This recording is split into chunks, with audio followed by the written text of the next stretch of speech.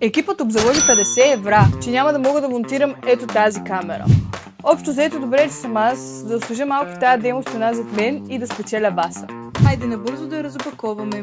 Това е 2 мегапикселовата Full HD камера на Hikvision, 4 мм обектив и 83 градусов ъгъл с Color View технология и вградена бяла светлина до 30 метра. Ще успея ли да я монтирам и да взема 50 евра? Хайде да видим!